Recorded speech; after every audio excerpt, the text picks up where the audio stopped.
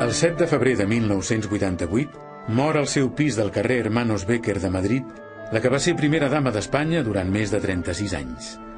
María del Carmen Polo i Martínez Valdés va ser enterrada en un petit cementiri a prop del Palau del Pardo, la residència oficial del general Francisco Franco Bahamonde, el seu marit, des d'on havia governat el país mitjançant una dictadura militar. Carmen Polo és un símbol de la concepció d'Espanya que es va imposar arran de la Guerra Civil. Amb la seva mort, desapareix una manera d'entendre el món i uns valors heretats del segle XIX. Ella va ser un dels últims vestigis i potser un dels més representatius d'un model social que es va imposar durant una bona part del segle XX.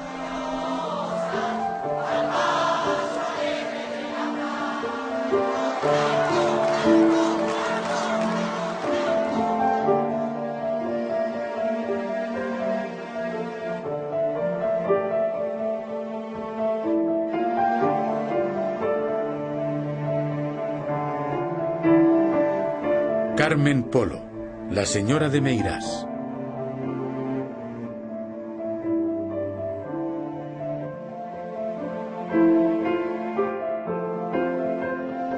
Carmen Polo neix a Oviedo l'11 de juny de 1902. Només fa 4 anys que Espanya ha perdut les últimes colònies d'ultramar. Les classes dirigents han d'afrontar la depriment realitat que l'imperi espanyol ha desaparegut per sempre més.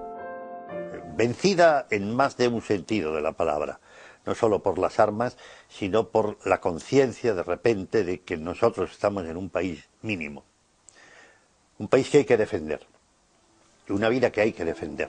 Ella neix en l'àmbit d'una família acomodada d'Oviedo.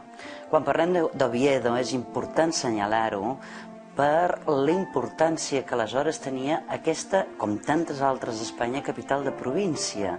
És a dir, parlem d'una societat absolutament acomplexada, molt enyorada del que són les capitals, que aleshores només podien ser Madrid, Barcelona, Bilbao com a molt. La familia era altoburguesa, muy buena familia para Oviedo. Era una de las mejores familias de Oviedo. Eso no es decir mucho. Felipe Polo, el pare de Carmen, és el patriarca de la família en el reduït món d'una capital de província.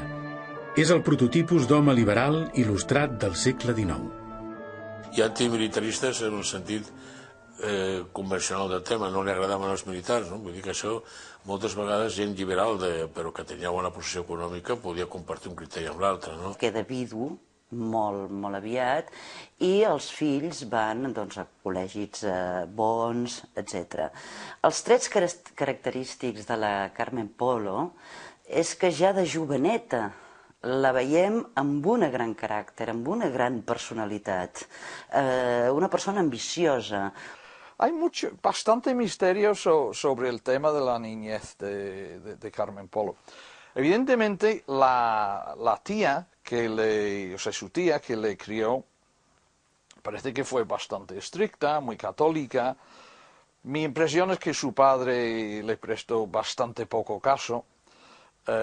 Y claro, fue a un colegio bastante pijo. Y los sábados íbamos a enseñar las notas. Y me acuerdo que entonces, cada vez que enseñábamos las notas a tío Felipe, cerraba todo así y venía comportamiento. Y entonces ponían bueno, a un hermano mío que era más travieso le ponía regular y todo eso. Decía, moninos, eso es lo que hace falta, que con eso es con lo que se va al cielo. Y entonces nos sacaba 2 realitos de los de antes y nos daba los 2 realitos, uno a cada uno, que éramos 3.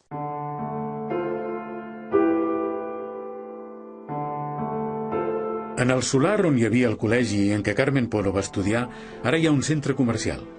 De l'antic convent de les Saleses només en queda l'església. Com era el costum de les bones famílies d'Oviedo, Felipe Polo interna les seves filles en un col·legi de monges, tot i que la família viu a la mateixa ciutat. Tota la formació que Carmen va rebre durant la seva vida prové de les monges. Yo creo que esas características que luego en ella pues suponen una gran dosis de feminidad, una idea del papel que le corresponde a la mujer en el matrimonio, un sentimiento religioso, como hemos dicho, efectivamente muy profundo, una gran abnegación personal. Siempre nos educaban para matrimonio, para casa, para una sociedad. No, aparte de que culturalmente estábamos preparadas, ¿eh? Porque no es que digan, ahora salen las abogadas y todo esto. Hombre, que no éramos analfabetas las de aquella época, ¿eh? Porque habíamos ido todos a buenos colegios, ¿eh? Y bueno, o sea, una educación familiar. Y te preparaban para eso, para el día de mañana, una continuidad de la vida de hogar, de la vida de familia. Mais les inondations tendues dans les Flandres arrêtent bientôt l'armée allemande à bout de souffle. En 20 jours, avec 210 000 hommes et 600 canons, Hindenburg a battu 2 armées russes fortes de 700 000 hommes et de 1700 canons. El 1914 esclata la Primera Guerra Mundial. Espanya es manté neutral, però la forta demanda de carbó i acer de les potències en conflicte és un element clau pel ràpid creixement de la incipient activitat minera d'Astúries. Las ganancias que produjo la guerra no se invirtieron en una transformación de la industria, sino simplemente en un disfrute por una parte de la población. Este desarrollo industrial crea por primera vez un proletariado. Y no hay que olvidar que es en Asturias donde, por ejemplo, tienen lugar las primeras reuniones importantes del socialismo. Las clases conservadoras de Oviedo vivían siempre con ese cierto o evidente temor de estar rodeados de un entorno hostil, que era la cuenca minera típicamente. Y claro, el minero es un trabajo muy arriesgado y muy difícil. Yo hemos tenido en casa muchachas de servicio que eran familia, que los hermanos estaban en las minas, pero si les dabas las manos no era mala gente, ¿eh? Lo que pasa es que eran tiempos difíciles.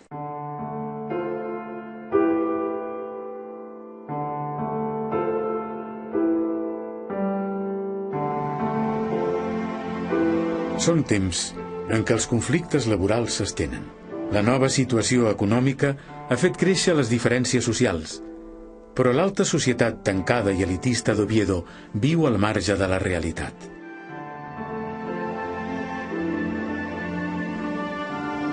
Els Polo, com altres famílies riques, passen els llargs estius a la seva finca de la Piniella.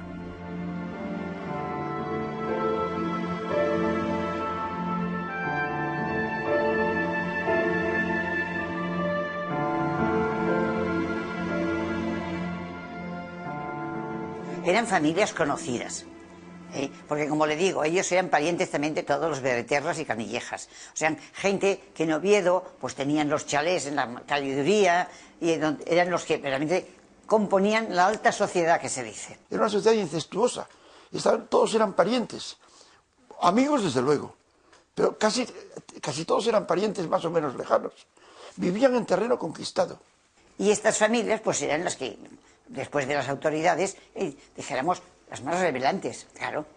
La fractura social desemboca en una vaga minera. Un jove comandant, anomenat Francisco Franco, arriba a Oviedo per participar en la repressió dels revoltats. I mira per on s'enamora d'aquest senyor, d'aquest petit oficial marcial que va per les carrers d'Oviedo a cavall. Franco era una persona educada, era una persona fina, por tanto sí, en principio no hay inconveniente, pero es que mire usted, es que no tiene dinero, es que es de una familia que no es como la nuestra, este tipo de cosas. Por lo tanto, siempre miraron al chico este que se acercaba a su hija con un poco de recelo, porque les parecía lo que se decía entonces poca cosa. Pretendían que aquella chica que era espigada, que era guapa, que era atractiva, que era inteligente y simpática, pues creían que debía encontrar una persona mejor que Franco. O sea, un comandante del ejército y además un africanista, y en una época en que se decía de los africanistas, pues se iban a África o al ascenso o a la muerte, pues no era realmente una buena pareja para cualquier niña, ¿no? Porque lo más probable es que se quedara viuda enseguida. Les reticències de la família i de l'entorn dels Polo obliguen al comandant Franco i la jove Carmen a trobar-se d'amagat. Y Franco, bueno, Generalísimo lo llamamos nosotros, Generalísimo, pues iba todos los días a verla comulgar, porque era un colegio de esos que tenían antes unos barrotes, y entonces las niñas que estaban allí comulgaban todos por entre los dos barrotes, no salían. Y entonces él iba todos los días y se ponía allí para verla ahí el momento de comulgar. Y él venía aquí temporadas y otras temporadas en África. Que es lo que a mi familia le parecía horrible. Vamos, a mi familia no, a su padre y a mi abuela, que era su hermana. Mi abuela le dijo a él, parece mentira tal. Entonces él dijo, bueno, mira Isabel, ¿te gustaría que tu hija se casara con un torero? Y dijo, hombre, no. Pues eso es muchísimo peor que el torero. Si los toreros se juegan la vida durante 1 hora y media, y el que quieres que sea tu yerno se juega la vida en les 24 hores del dia. El 1904, dins la lògica d'enfrontament entre les potències colonials, la Gran Bretanya cedeix a les ambicions franceses al Marroc amb la condició que l'extrem sud de l'estret de Gibraltar estigui controlat pel govern espanyol. Els marroquins no van acceptar mai un acord que els semblava humiliant. Durant molts anys, Espanya es veu obligada a afrontar una guerra ruïnosa per l'Estat, però que suposava per l'exèrcit una bona oportunitat per fer oblidar la humiliant desfeta de Cuba. Ya no son los soldados derrotados y desarrapados los que vuelven, son los vencedores, son los que triunfan, son los héroes.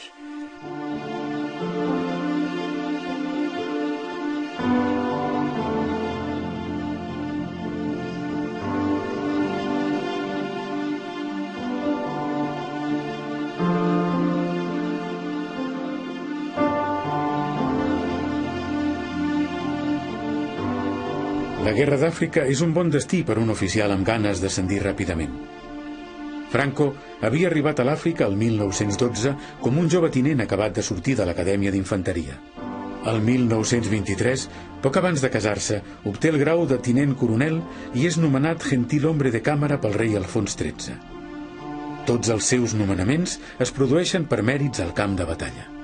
Y al principio había mucha resistencia. Lo que pasa es que también tiene cierta gracia ver cómo esta resistencia se va diluyendo conforme Franco se hace más famoso y se ve que es favorito del rey, con lo cual ya toda la alta sociedad ovetense pues quieren que les fotografien con Franco, ¿no? El 22 d'octubre de 1923, aprofitant un permís militar, el tinent coronel Franco i Carmen Polo es casen a l'església de San Juan el Real d'Oviedo.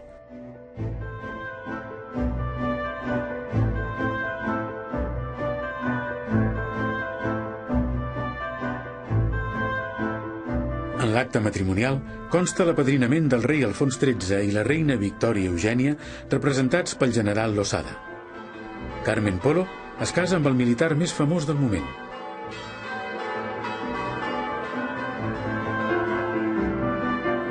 Yo me imagino que para ella debió de ser todavía más importante el hecho, porque era el reconocimiento de decir, no se ha equivocado, yo no me he equivocado. Yo no me he equivocado. Per ella és sortir d'Oviedo casada de més, que és una cosa que li preocupa molt, i amb una persona que té futur, no? I amb el joc dialèctic amb el marit, amb aquestes lluites de sexe que es plantegen a tot matrimoni, doncs bona part de la seva activitat serà contínuament recordar al marit que ha de fer una carrera. Es que eran una pareja del siglo XIX, no eran justo eso. Vamos, yo creo que eran mucho más que del siglo XIX, yo creo que era una pareja medieval, desde el punto de vista personal.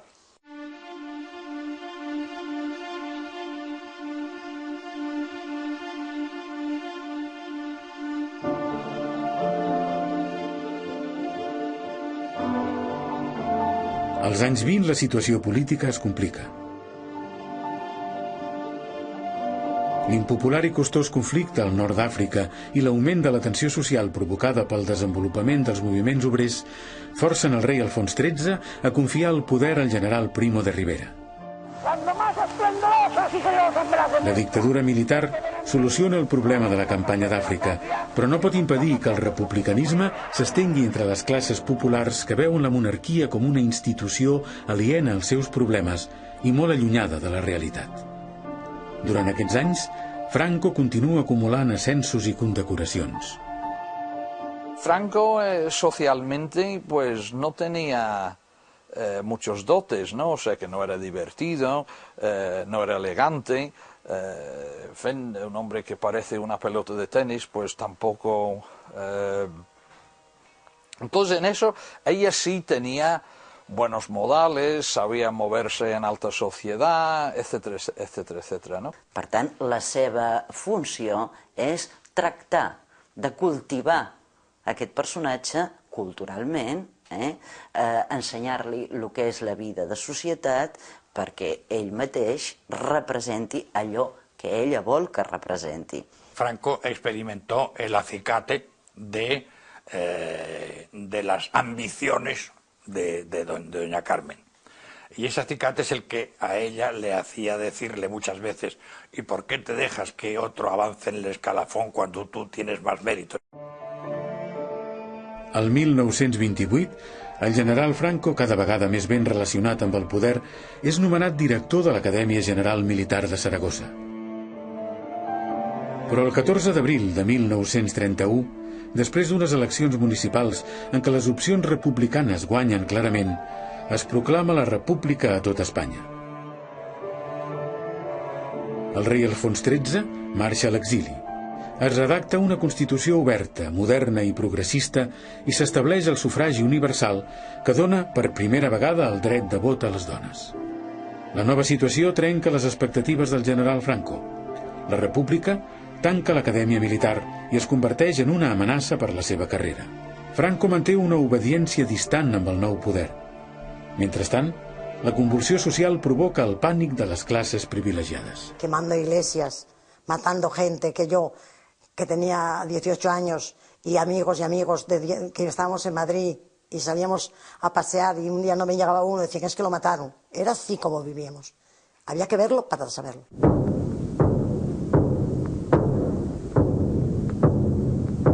La conca minera d'Astúries continua sent una de les zones més conflictives.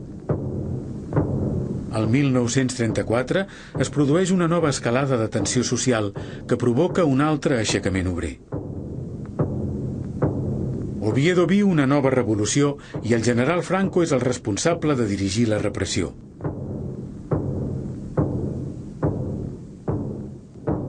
Así no se podía vivir. Y llegó a la finca, y entonces salió mi abuela y dijo: ay, Paquín, por Dios, da un golpe. Porque todo el mundo andaba con el golpe. Hay que dar el golpe, hay que dar el golpe. Da un golpe, por Dios, Paquín, tú que eres tal, que todos te consideran tanto, da un golpe de Estado. No podemos vivir así. Y contestó él: la gente todavía no estaba a golpes. Tienen que sufrir todavía más. ¿Por qué se levantan los que se levantan? Bueno, pues hay militares que lo hacen porque son centralistas que piensan que se desgarre España por los separatismos vasco y catalán. Hay latifundistas que lo pagan porque piensan que les roban sus tierras. Y luego hay gente absolutamente normal de orden que piensa que, en fin, que sea correcto no es otro tema, pero que piensan, les han persuadido que la república significa el desorden. Que hay católicos que piensan que todo lo de la república es una ofensa contra su religión. Ella veía las cosas mágicamente en política. Dice, bueno, no, esto, claro, hay que acabar con los rojos porque están quemando las iglesias. Y se le olvidaba decir, y porque están distribuyendo la riqueza entre los pobres. Eso para ella no tenía importancia, no era importante. Claro, escuelas sin crucifijos. ¿Cómo se puede tolerar esto? Hay que declarar la guerra a los rojos.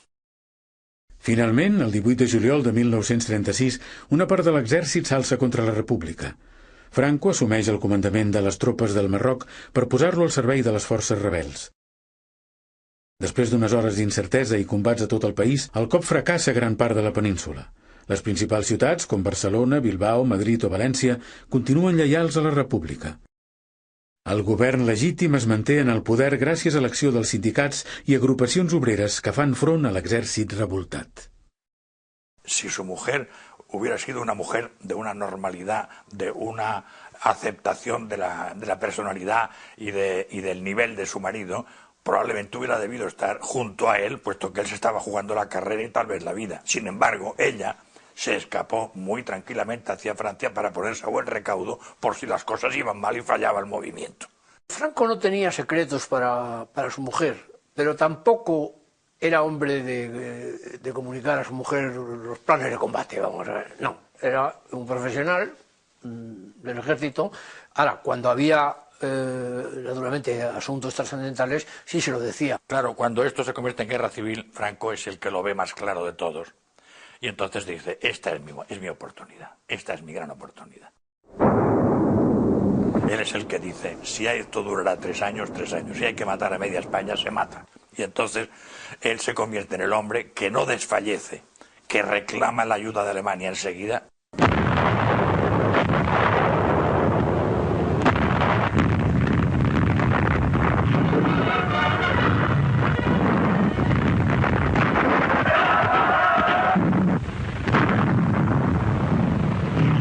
Identificats amb la causa, els règims feixistes de Hitler i Mussolini donen tot el suport militar i logístic als sublevats.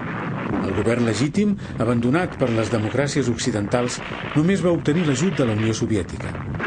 Després de 3 anys de guerra, la república, consumida i esgotada, s'ensorra davant l'avanç de les tropes franquistes.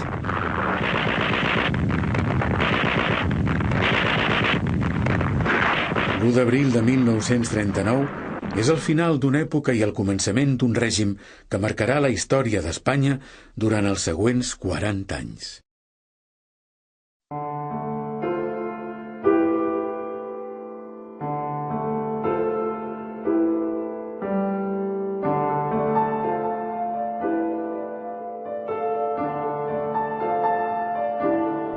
El nou règim, d'ideologia marcadament totalitària i formalment feixista, està liderat pel general Franco, que com a nou cap d'estat es fa dir caudillo i generalíssimo. Carmen Polo esdevé la primera dama d'un país devastat. Quan ella és conscient de que el poder que té en aquell moment, evidentment la seva transformació es radical. Y entonces es cuando ella realmente comprende que ha llegado su momento. El momento de convertirse, como se dice castizamente, en una reinona, ¿verdad? La señora del jefe del Estado con todos los privilegios, el salvador de España, el hombre a quien regalan todos los alcaldes de España la medalla de oro. Corella recibe con muestras de adhesión y cariño a la esposa de su excelencia el jefe del Estado, doña Carmen Polo de Franco. El alcalde de Corella expresa la satisfacción del ayuntamiento que ha nombrado a doña Carmen Polo de Franco alcaldesa de honor. Un simbólico bastón de oro y marfil, una placa de plata en la que consta el nombramiento y un álbum recordatorio de la visita. Detrás de un dictador siempre hay una dictadora. Siempre. Yo creo que en la vida de todos los hombres detrás suele haber una mujer. Y doña Carmen era la dictadura del dictador. Tenía más poderes. Franco vivía en su zona, de sus despachos, dedicado a su política. Tenía obsesionado con dirigir este país, que era una finca, era su cortijo, y la cortijera mayor de este país era doña Carmen. Cuando se convenció a sí misma de que ella ya no era Carmen Polo, sino la reina de España, comenzó a actuar como reina de España. Es lógico. Y eso te da enemistades, sobre todo entre la gente que no se ha dado cuenta de que tú eres la reina de España. Ella quería el Palacio Real, el de aquí. Ella quería el Palacio Real. Y yo no sé quién fue el que les dijo a Franco y a ella, cuidado, que eso es muy borbónico. Eso es confundir las cosas. Si queremos hacer una España nueva, no hay que ir a ese palacio. Y a Franco le convencieron. No hay ninguna prueba seria de que, por ejemplo, ella le quisiera atribuir un gran sueldo a Franco, o que ella quisiera hacer equivalente a Franco con un rey, ¿no? Por ejemplo, el Palacio del Pardo no es un gran palacio. El Palacio del Pardo a lo que se parecía era un cuartel, sencilla y simplemente, y a un cuartel más bien sucio. Bueno, estaban y están maravillosamente decoradas con tapices flamencos, puestos por el patrimonio. No tenía que ver con un cuartel aquello, vamos. Bueno, la parte íntima, que también la llegué a conocer, aunque no en presencia de ellos, pues era austera, ¿no? Austera pero cómoda. Y después una mesita, donde había algo muy inquietante, que para dormir con eso ahí en la habitación había que tener mucho coraje, que era el brazo incorrupto de Santa Teresa. Eso era el dormitorio del matrimonio, que dormían en 2 camas. Es decir, no tenía habitaciones separadas, sino camas separadas.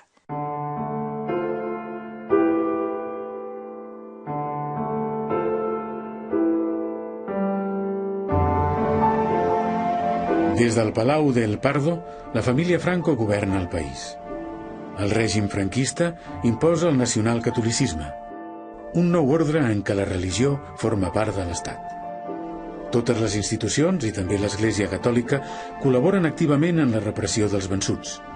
La guerra ha estat una creuada per la majoria dels bisbes espanyols, i al seu final no ha portat la pau, sinó la victòria de mitja Espanya sobre l'altra meitat.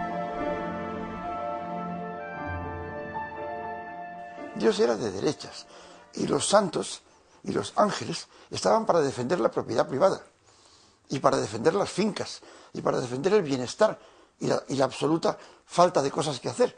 Todo esto Dios lo defendía. Quien le trasladaba a Franco su preocupación por determinadas desviaciones o aspectos morales era doña Carmen, lo que quiere decir que ahí tuvo una incidencia indudable y que respondía pues a su formación religiosa muy intransigente y muy estricta y que ella pues trasladó de hecho pues al conjunto de la vida nacional. Els hi preocupa amb algo, a primera instància, aquesta misèria? No. És a dir, el més important no és portar, en primera instància, repeteixo, no és portar llum a les cases, sinó moral. Moral vol dir forma d'estar i de comportar-se a partir d'aquell moment. Ella se estableció a sí misma como modelo de todos los españoles y tenía todos los elementos para serlo, porque era una mujer profundamente decente, obsesivamente decente. La guerra ha provocat més de 600.000 morts, majoritàriament homes joves. Moltes dones han quedat soles. En el nou règim, les dones no dependents són sospitoses de prostitució. Per controlar-les i reeducar-les, es crea el Patronato para la Protección de la Mujer. El patronat es constitueix a Madrid. Doña Carmen el presideix com a símbol. Aquest és el model que volem. Ella està en el camí correcte. Uno de los aspectos era recoger a las mujeres que se dedicaban a la prostitución y tratar de convertirlas en personas normales. O sea, eso es lo que llamaban ellos la reeducación. Aquestes dones, com deia, en primera instància van a presons. Els informes de les presons són terribles. I, en segona instància, ja arriben amb un pacte amb l'Església, de manera que fan institucions religioses. S'ofereixen per acollir-les.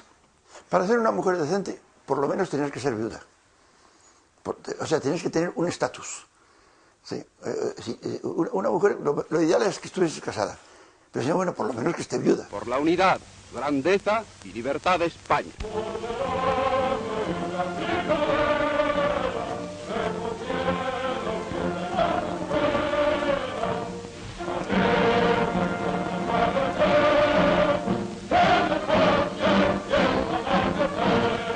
Aquest patronat, en nom de la, com ell mateix diu, la protecció, utilitza totes les seves eines, es val d'una misèria per produir un tipus de dona, un tipus d'esclavatge de la dona. Els anys més durs del règim coincideixen amb la Segona Guerra Mundial. La simpatia de Franco per la causa nazi és evident. Hitler té interès per controlar les Illes Canàries i Franco, africanista convençut, vol expandir un nou imperi colonial al nord d'Àfrica. Després d'uns mesos de negociacions, els dos líders es reuneixen a Hendaia. Espanya vol participar en la guerra com a potència de l'eix, però Hitler sap que Franco només pot oferir un país arruïnat i incapaç de defensar-se. Ella optó por intentar convencer al caudillo de que la mejor opción para el régimen en ese momento y incluso para ellos era pues apostar a una intervención muy clara en la guerra, ¿no? Franco tenía una idea histórica de cómo había llegado España a la ruina y lo que había que hacer para reparar la situación. Su idea era comparar España como una familia. O sea, un poco interpretar España según las pautas de su propia familia. Entonces, o sea, los malos, los que habían causado la ruina de España, eran los liberales, los masones, los demócratas, los rojos. Todo lo que era su padre. Y lo que hacía falta para reparar todo eso era una figura, un padre del pueblo que podría poner orden, que podría ser muy duro, muy estricto, pero en el fondo muy justo, etcétera, etcétera. Y que de ahí sale esa idea de Franco de que los españoles son unos niños traviesos a quienes no se les puede dar la democracia porque no son suficientemente maduros. El 1945, la derrota de l'Alemanya nazi acaba amb el feixisme a nivell internacional. Europa i el món sencer entren en una nova era, però els aliats deixen Espanya apartada de la comunitat internacional. El règim de Franco és condemnat per les Nacions Unides i la retirada dels ambaixadors de les democràcies occidentals provoca grans manifestacions d'adhesió. Malgrat el clamor popular, Espanya està sola. A mí me parece que debió de ser bastante importante la influencia de doña Carmen sobre su marido para esa actitud de tranquilidad con que vive Franco los momentos más difíciles de combate al régimen des de l'exterior. Europa comença un ràpid procés de reconstrucció, però Espanya, tancada i aïllada, ha vist com el nivell de vida baixava fins a registres del segle XIX. La renda per càpita no arribarà als nivells de la República fins ben entrats als anys 50. La pertinaz sequia, una frase feta del franquisme, fa que la collita de 1945 sigui la més minsa i escadussera del segle. La fam és un autèntic problema nacional. L'únic país que dona suport al règim de Franco és l'Argentina de Perón, amb gairebé 1 milió de tones de blat i blat de moro i 20.000 de carn congelada. El 8 de juny de 1947, Eva Duarte de Perón és la primera personalitat estrangera que visita Espanya. La primera dama argentina és rebuda amb honors de cap d'estat. Doña María Eva Duarte recibe el primer saludo del pueblo de Madrid y la bienvenida que le da el jefe del Estado acompañado de su esposa. Entonces Franco quiso volcarse en la recepción de Eva Perón. Eva Perón era una mujer muy guapa, muy vistosa, había sido actriz, en fin, tenía muchísimo mundo y Franco se volcó. Lo que pasa es que España le debía a Argentina la vida y no tenía más remedio que volcarse en esta mujer que, en fin, que tenía además sus partes positivas, ¿no? El entusiasmo de las masas populares, todo esto, pero yo me imagino que ni a él ni a ella les debió de sentar nada bien, sobre todo la conducta un poco desangelada de esta persona, ¿no? Que interrumpía a los ministros cuando vienen a hablar y... Yo creo que Franco, aunque no era sexualmente muy activo, le gustaban las chicas guapas, o sea, ¿no? le gustaba estar rodeado de mujeres bellas. Cosa que no le gustaba en absoluto a Carmina, y hizo todo lo posible para evitar que fuera así. Pero claro, yo creo que se planteó un concurso bastante desigual contra Evita, y había un concurso de vestidos y de sombreros y todo eso. Eva Perón era una histriónica, llena de joyas. Yo creo que ahí lo que fue es una competición entre quién tenía más joyas, quién lucía más joyas, si era Eva Perón o era doña Carmen. Y claro, que Franco que se le ve embelesado, embobado frente a Evita, y claro, hay unas miradas de Carmen que supone que, en fin, que no le gustaba nada. Rivalidad ninguna, porque ella no tenía rivalidad a nadie. Además, voy a decir la verdad, aquí es puro. Ella, todo el mundo la encontraba siempre muy guapa, era de muy buena familia, tenía mucho dinero y no tenía por qué envidiar a nadie. Para nada. Porque Carmen era de las personas excepcionales.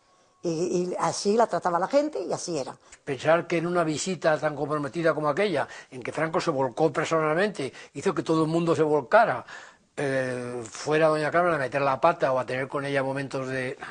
Ni ella dio ningún escándalo de ningún tipo en aquella visita, doña Eva Perón, ni hubo absolutamente ningún roce ni nada por el estilo, vamos. Tal era el cabreo de doña Carmen, de que Franco le estaba haciendo tanto caso a Evita, que le dijo si le importaba dejar de acompañarle un día. Entonces ese día le encargó, el generalísimo le encargó al general ¿cómo se llama? Monasterio, el famoso general de caballería, que le llevara. Entonces le llevara en un tour, en una gira por Madrid en un coche abierto. Y al pasar por Lavapiés, o sea, por un barrio obrero, se escuchaba a la gente gritar, puta, puta, puta. Y claro, con el consiguiente enojo de Evita. Y viendo eso, el general Monasterio, que era un hombre muy tradicional, muy caballeresco y todo eso, muy cortés, le decía, descuide, señores, descuide, señora. Eso pasa mucho, o sea, yo llevo 10 años jubilado y todavía me llaman mi general. El blat i la carn de l'Argentina van salvar Espanya de la fam i probablement també van salvar el mateix règim franquista. El público arrecia en sus vítores. Corresponde conmovida ante esta nueva manifestación de cariño de que es objeto. Però encara havien de passar uns quants anys fins que la comunitat internacional acceptés Espanya com a membre de ple dret. Eisenhower es el primero en descender del avión y el generalísimo Franco le da su cordial bienvenida. A principis dels anys 50, la lògica de la Guerra Freda ha dividit el món en dos blocs. Franco ja no se'l considera un antic simpatitzant del nacionalsocialisme, sinó un fidel lluitador anticomunista. El 1955, Espanya ingressa a l'ONU i comença un període d'activitat diplomàtica que culmina amb la visita del president Eisenhower el 1959. El temps de l'autarquia i l'aïllament s'ha acabat. Yo elevo mis oraciones al Todopoderoso porque la gran obra y la inquietud común de nuestros esposos en defensa de los... Carmen Polo de Franco no era una intelectual, Yo no creo que se pueda escribir una monografía sobre el pensamiento político de doña Carmen Polo de Franco. No, le parecía muy bien lo que hacía su marido, como es natural. Podía opinar o comentarle algunas cosas, sobre todo en lo que se refiere a las personas. Era implacable, totalmente implacable. No había posibilidad de que te tuviese la menor pena ni que te ayudase en nada. Su marido primero, y los intereses de la familia, de su marido y de lo que ella consideraba que era el patriotismo, estava per encima de tot. No es té cap conformitat de que Carmen Polo demanés l'indult per ningú. Mai. Potser hi ha una demanda molt concreta, molt secreta, però va ser una que va presenciar el caràcter d'àngel exterminador del seu marit a una tranquil·litat total. Total. I no oblidem que les situacions en què Franco signava penes de mort era bastant curiosa, no? Era com a sobretaula, quan començava a venir una mica allò de la siesta, li passaven les carpetes i anava buscant conforme.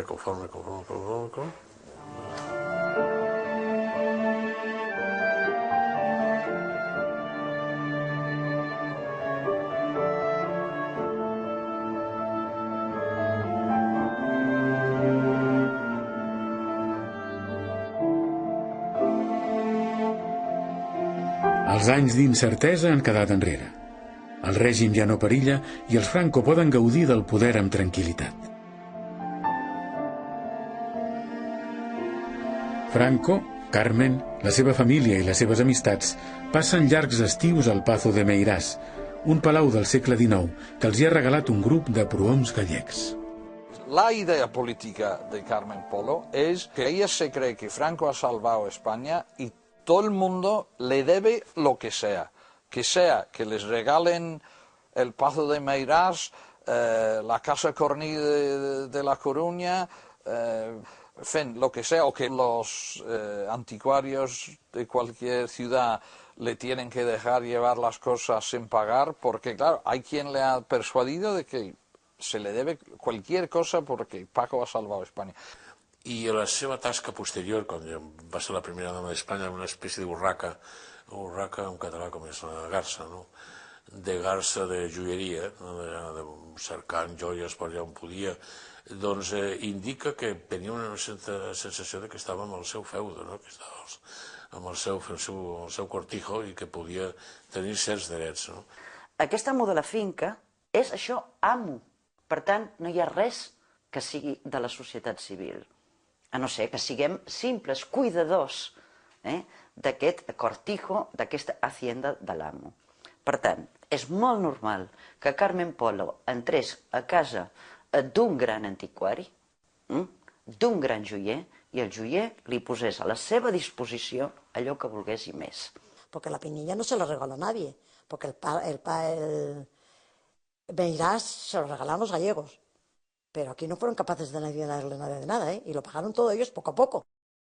A partir d'aquest moment, Carmen Polo se la coneix amb el sobrenom popular de la Collares per la seva afició a lluir joies. Yo no sé quién lo ha inventado, yo desde luego no lo sé, ni me ha preocupado nunca nada, ¿no? Pero además se ha dicho muchísimo que ella desvalijaba las joyerías o algo por el estilo, o no pagaba sus facturas o algo por el estilo. Entonces yo no tengo la menor referencia, no tengo la menor prueba, y el que lo haya visto que lo diga, que lo pruebe. Decía que cuando ella llegaba que cerraban las puertas de las tiendas para no venderle, porque no pagaba. Y además que tenía dinero para pagar. Porque además si dijeran buena muerta de hambre, vamos, me podía pagar todo lo que quería y más. Y pagaba, claro. Lo que pasa es que procuraba no pagar. Procuraba que se lo regalasen. Ahora, si no se lo regalaban, o no se llevaba la antigüedad, la pieza que fuese, o pagaba. La esposa de su excelencia el jefe del Estado, doña Carmen Polo de Franco, asiste a la recepción que los señores de Grassi ofrecen para presentar la valiosa colección de alhajas y relojes de una famosa firma de Ginebra.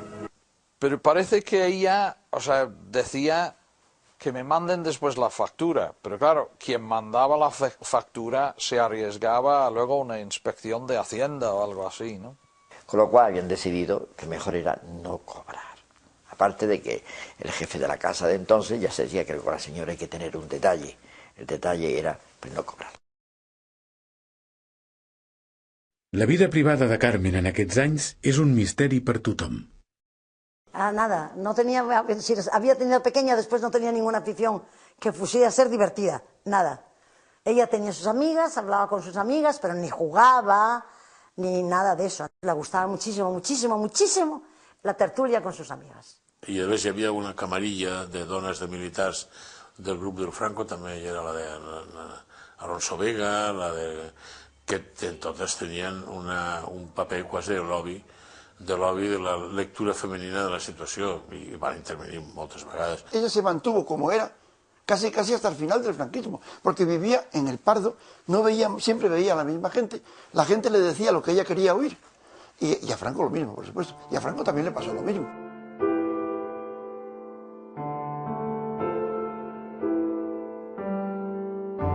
Al Palau del Pardo passen tots els qui són algú en el règim: ministres, secretaris, bisbes, generals, empresaris. En aquest temps, el poder i la posició social de les persones es mesura per la proximitat a la família Franco.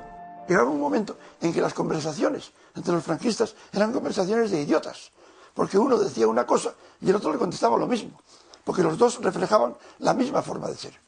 Puede que hubiese alguna pequeña diferencia de opinión, pero en lo fundamental eran dos señores repitiéndose uno a otro lo mismo.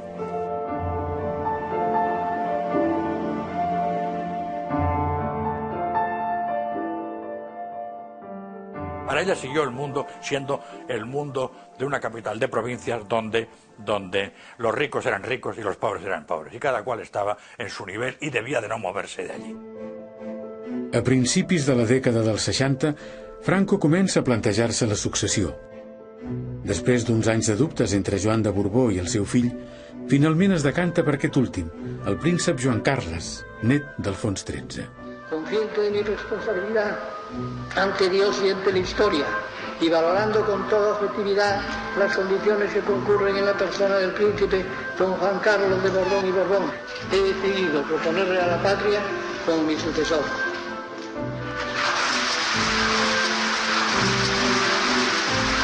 El 1969, el príncep és proclamat successor.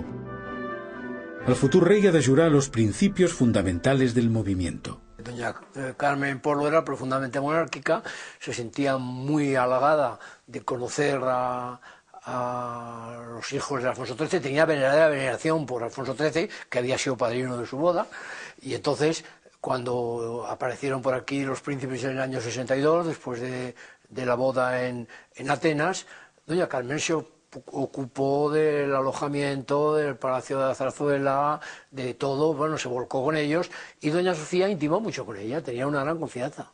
Entonces, desde que el príncipe se instala en el Palacio de la Zarzuela hasta que es rey, la verdad es que, en cierto modo, en ese sentido, le hacen la vida imposible, ¿no? Porque es que a la reina y al rey le controlaban hasta las Coca-Cola que se consumían en Palacio, ¿no? No debía tenerle ninguna simpatía a don Juan Carlos y tampoco a la princesa doña Sofía. Ella, después de tantos años, que pronto lleguen a España unos príncipes para convertirse un día en reyes de España, le costaba muchísimo. Y claro, el príncipe, don Juan Carlos, pues tenía más cosas que hacer. Entonces ella llamaba al Pardo, a tía Carmen, a ver si podía ir a pasar la tarde con ella. Y la tarde se aburrían las dos. Tía Carmen se aburría muchísimo. Decía, bien, doña Sofía, bueno, yo, pobretina. Pero claro, no tenía nada de qué hablar. porque eran dos personas, cada una de un sitio, nada en común, pero la pobre, la otra no tenía dónde ir.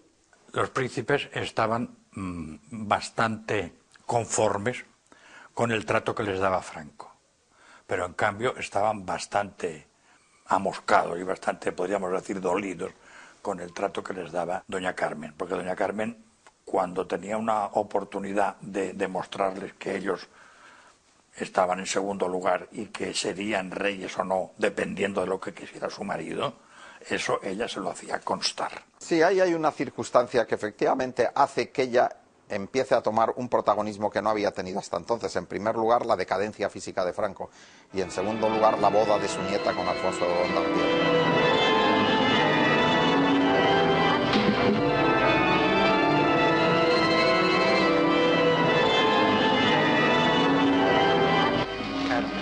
Recibe esta alianza, señal de mi amor y fidelidad.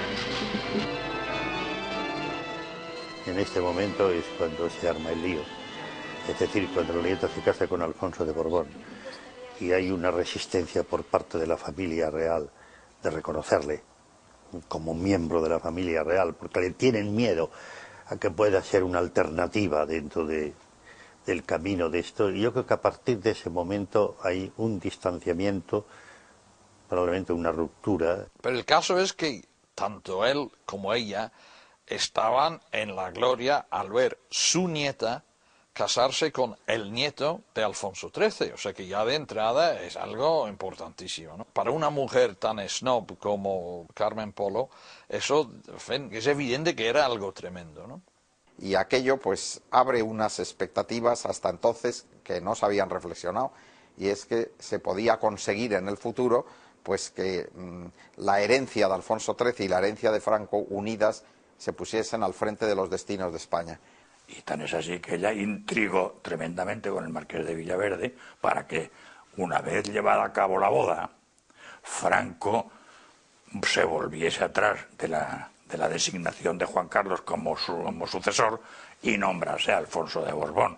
Estaba muy ilusionada, pero es completamente falso que doña Carmen Polo intrigase para que Franco le quitara la sucesión a don Juan Carlos después del 69 y se la diera a don Alfonso. Eso no tiene... Vamos, Franco no se lo hubiera consentido jamás. Se abre la puerta de la sala, ya aparece la nietísima, María del Carmen Martínez Bordiú. Entonces doña Carmen se levanta, se acerca a ella y antes de besarla se arrodilla, le hace la reverencia. ¿Como demostración de qué? Pues tenía unas intenciones muy torticeras de que esta va a ser la futura reina de España. Los servicios de inteligencia del régimen saben que Juan Carlos pues tiene contactos con demócratas, entonces hay un apoyo a la idea de que si hay que tener si las leyes fundamentales del régimen requieren que el sucesor sea un sucesor a título de rey, ¿por qué tiene que ser Juan Carlos, que es... O sea, que puede salirnos rana, que puede salir demócrata, cuando tenemos otro que és mucho más seguro. Llavors es produeixen les primeres divisions en el si del règim. Davant dels veterans de la Guerra Civil, reaccionaris i mobilistes, més tard anomenats el búnquer, apareix una nova generació de gestors vinculats a l'Opus Dei, partidaris d'una línia tímidament aperturista. Y ahí hubo una conspiración muy fuerte entre el marqués de Villaverde, Carmen Polo y algunos políticos de la antigua falange, especialmente encabezados por José Antonio Girón de Velasco. Frente a eso había un sector del gobierno, especialmente los llamamos tecnócratas, Laureano López Rodó y sobre todo Luis Carrero, el que entonces era presidente del gobierno, que se opone frontalmente porque se dan cuenta que es un auténtico disparate.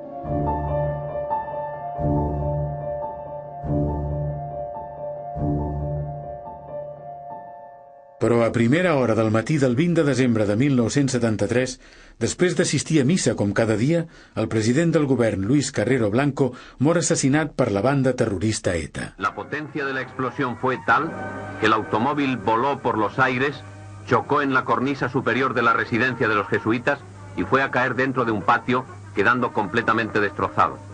Y entonces nos damos cuenta, podemos percibir hasta qué punto todo ese movimiento conspiratorio interno dentro del Pardo era fuerte, porque efectivamente frente a lo que hubiera sido lógico, y es que hubiera sido nombrado jefe de gobierno el vicepresidente del gobierno, que era Torcuato Fernández Miranda, y que era un hombre muy, muy cercano a don Juan Carlos, al final la acción llevada a cabo por un lado por doña Carmen y por otro lado por el grupo encabezado por José Antonio Girón de Velasco, pues cristalizó en el nombramiento de Carlos Arias Navarro, que era el ministro del Interior al que habían asesinado a su jefe de gobierno. Porque era el responsable de la seguridad del Estado mientras habían asesinado al presidente del gobierno. Pero es un gran favorito de doña Carmen y es muy crítico frente a Juan Carlos, con lo cual la operación es obligarle a Franco a nombrar sucesor no a Torcuato, sino a Arias Navarro. Hay una foto que no se ha podido difundir más de doña Carmen y Carlos Arias riéndose a carcajadas.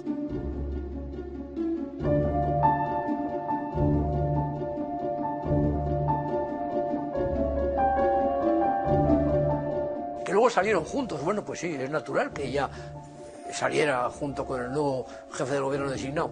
No fue doña Carmen la que influyó en el nombramiento de Carlos Arias Navarro para nada, pero eso lo sé seguro. A partir de 1973, la salut del general empitjora dia a dia. Les faccions enfrontades són conscients que al final s'acosta ràpidament. Són els moments de més activitat política de doña Carmen que encara no s'adona que ja és massa tard. El miedo a lo que iba a pasar en España en cuanto Franco se muriese, eso fue el acicate fundamental. Ella llegó un momento en que estaría pensando, digo yo, que ella defendía los intereses de su familia y de su clase y de todos los sueños de Franco de crear una España nueva y todo eso. Lo típico de ellos, ella es esa confusión, no tanto influencia como, me decía un ministro de la época, como componer situaciones, pero de forma un tanto incoherente, ¿no? Más vetar a unos que promover a otros, ¿no? Y dudar mucho i crear confusió i problemes, no? I enmig de tot això ja la Carmen es mou com un pop, un garatge, vull dir, ja no és el món que ella coneix, ja no està al segle XIX, no? Vull dir que ja estan totes les seves conseqüències a la liquidació d'una època. Eso quiere decir que vivían como infusorios, metidos en una especie de tubo de ensayo y respirando el aire que les entraba por arriba, pero que no sabían dónde estaban. Porque si no, no se explica esa reacción de absoluto pánico que cundió entre las altas esferas del franquismo cuando Franco se iba a morir. Al final fue horrible, horrible, porque lo tuvieron medio muerto muchísimo tiempo. Y una de las cosas que yo al principio no lo podía comprender, que ya que no fuera a dormir al Pardo. No lo comprendía, que lo dejara allí en el hospital y que fuera a dormir al Pardo, siendo tía Carmen Covero, nunca se había separado de él.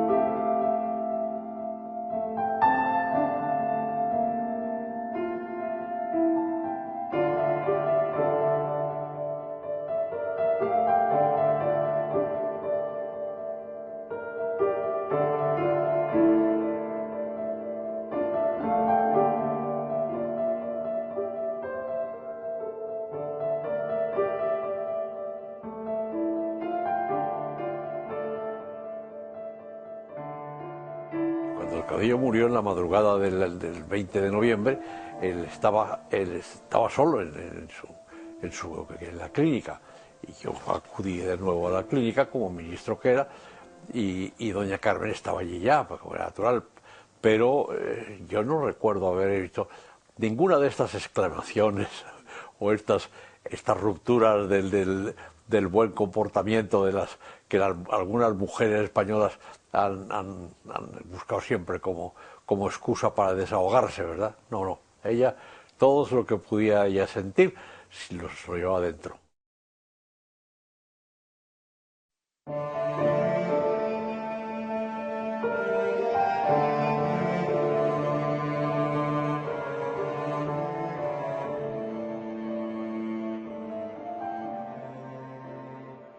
de sobte recuperen el seu paper real. I és el de doña Carmen Polo de Franco, el d'una senyora que no sap masses coses i que de sobte es troba que el temps és passat, no?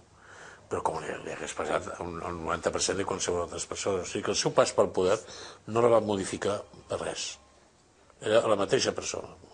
Es como un terror de pensar, ¡ay, que vienen los rojos! Porque claro, quien sabe que ha hecho algo malo, pues teme la justicia.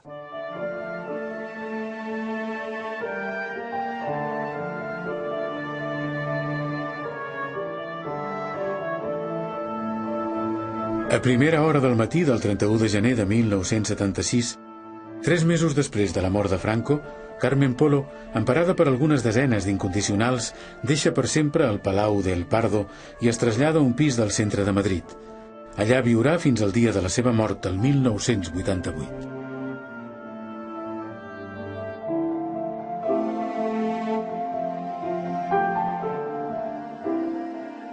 A todas aquellas gentes a los que Franco había favorecido, había encumbrado, había pues llenado de prestigio, lo había llenado de condecoraciones, o había llenado incluso de dinero, que todas aquellas gentes al final se fueron pasando a la nueva situación y la dejaron completamente sola.